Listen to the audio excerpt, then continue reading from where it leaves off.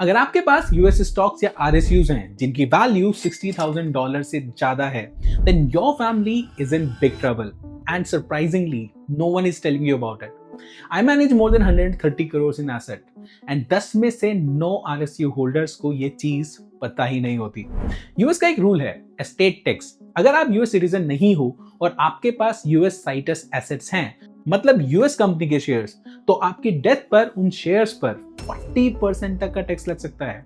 और यहाँ सबसे डेंजरस पार्ट, इंडियन रेजिडेंट के लिए इस एस्टेट टैक्स की एग्जाम्पशन सिर्फ $60,000 है, जो यूएस सिटीजन्स के लिए मिलियंस में होती है।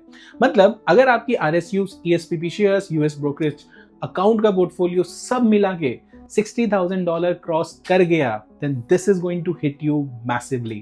Now, most people think कि इंडिया का DTA साइन ऑलरेडी है यूएस के साथ, बट वो ट्रीटी इनकम टैक्स के लिए है। एस्टेट टैक्स के लिए इंडिया का कोई भी ट्रीटी यूएस के साथ साइन नहीं है, इसलिए ये ट्रीटी आपको एस्टेट टैक्स से नहीं बचा सकती।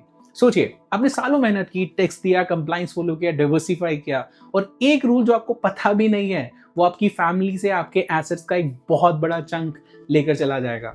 देखिए, आपको इस एस्टेट टैक्स से डर कर पैनिक सेल करने की रिक्वायरमेंट नहीं है। इसके लेजिटिमेट सॉल्यूशंस हैं that can save you from this tax, like changing your investment holding structure, asset holding location, even planning it through insurance is a solution.